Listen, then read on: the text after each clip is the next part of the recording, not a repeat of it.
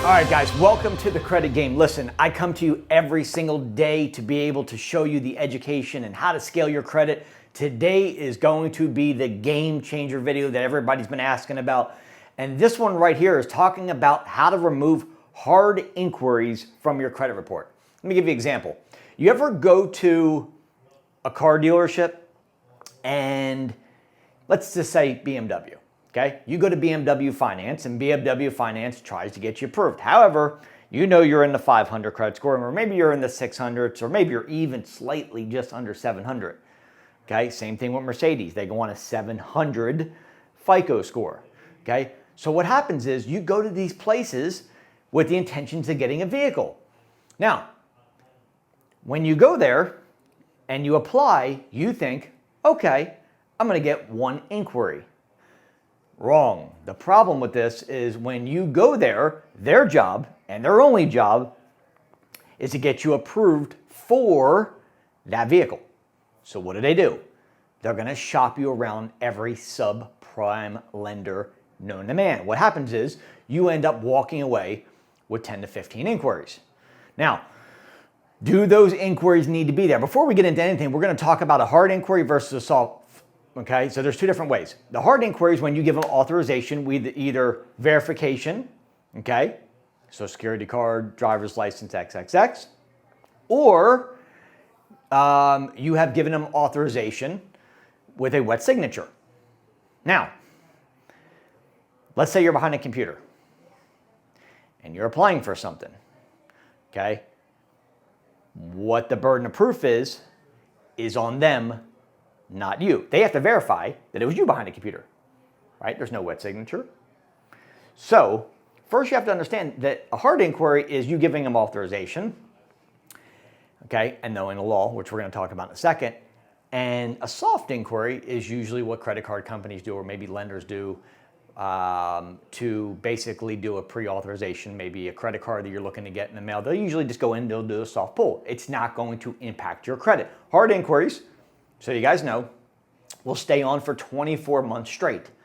After the 24th month, on the 25th month, they're automatically removed.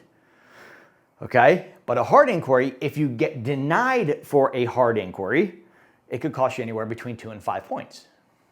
Where typically when you get approved on a hard inquiry, like you actually got approved for the card or the credit card or the house, whatever, it's usually 1 to 2 points. Okay? So that's really the difference between a hard inquiry. Soft inquiry will cost you nothing ever. Doesn't cost you any points ever. It's no effect on your credit. Now, the burden of proof is always on them.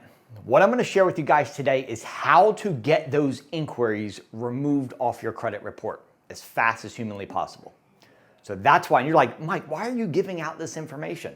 Why do you want to come to me and tell me how to do something when you guys have a service here and you provide a product that helps people do this? Well, because look, I want to overvalue, over-deliver. I want to make sure, this is why I come to you every single day, to give you as much information as possible to help you with your credit. It's about giving back and serving back to you guys, all right?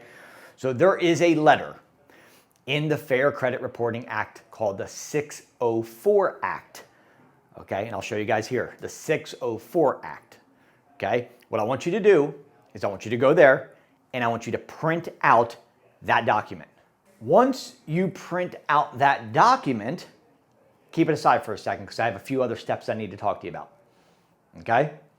So, 604 Act states that they have the burden of proof is on the lender and the credit bureaus to be able to say, hey, this was actually him.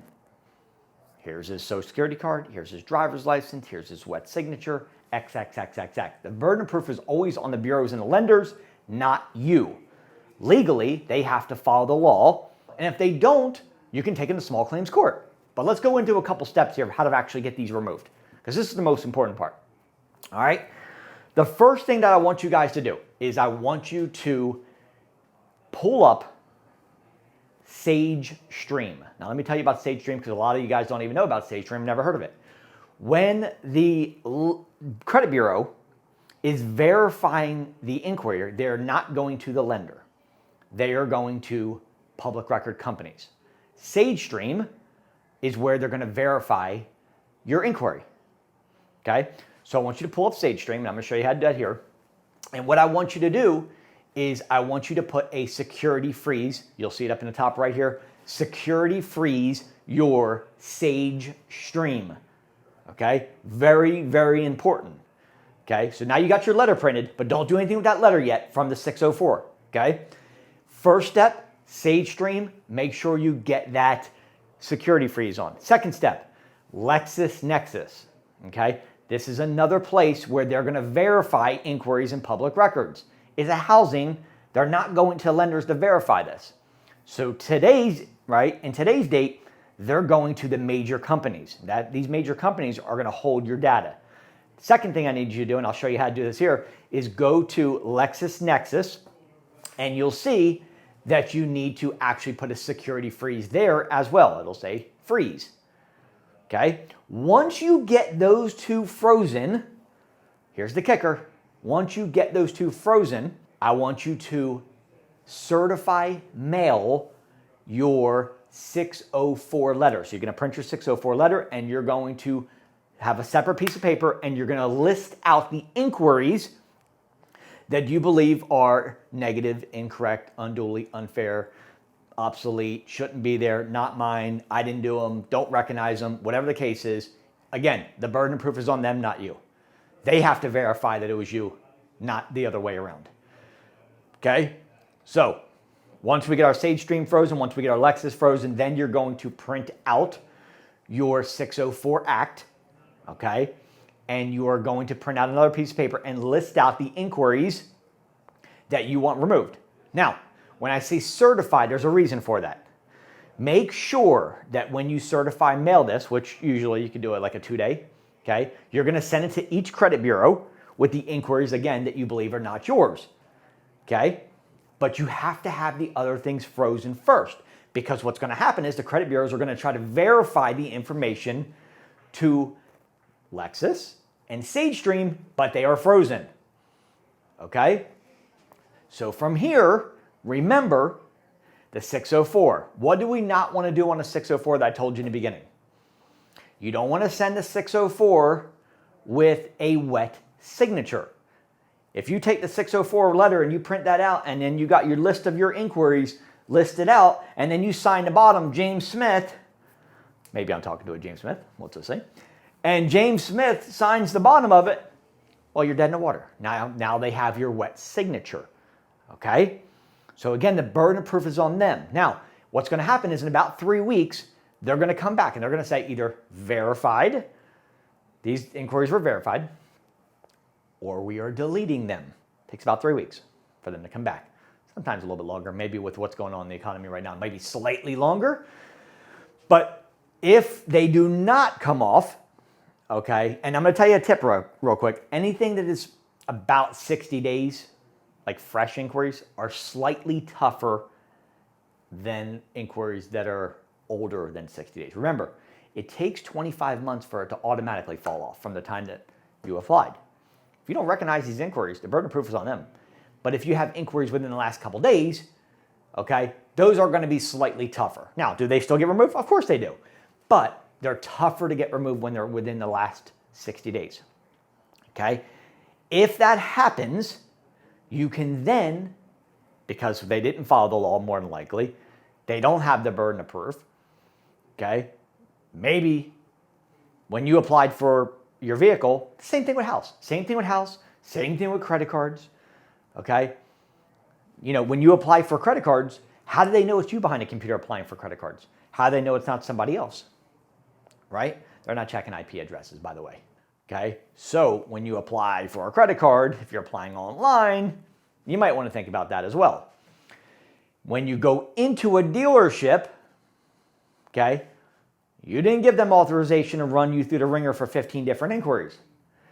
When you go to a mortgage company, same thing can happen. Now, it's more prevalent, obviously, in vehicles, but it does happen with mortgages as well, where they're just going to shop you around. They're trying to get you approved. But those inquiries do not need to be there. Okay? Maybe the one inquiry. Now, here's another tip.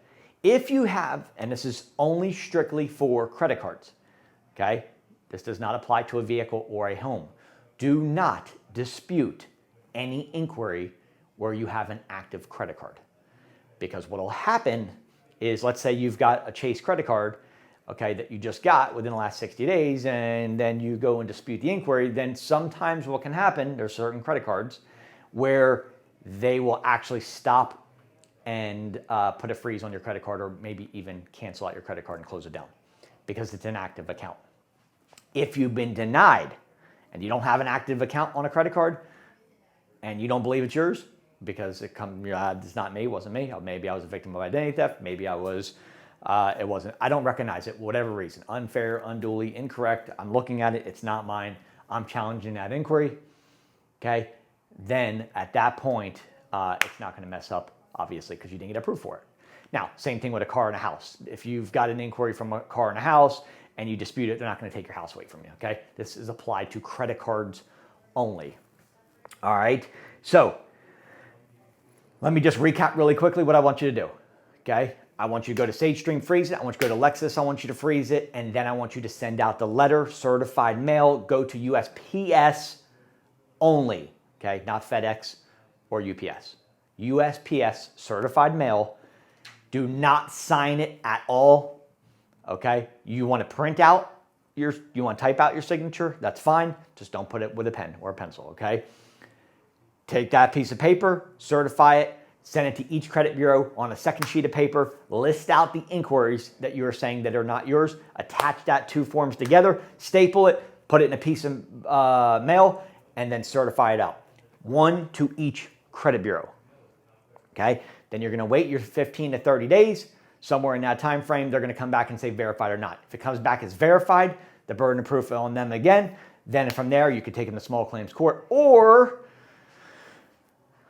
you can have a professional help you at that point, okay? This is what we do at the Credit Game. I put together programs. I give you like a step-by-step. I mean, I have the proprietary letters. I have all the information you need. If you guys ever need help, just give me a ring. That's what I'm here for.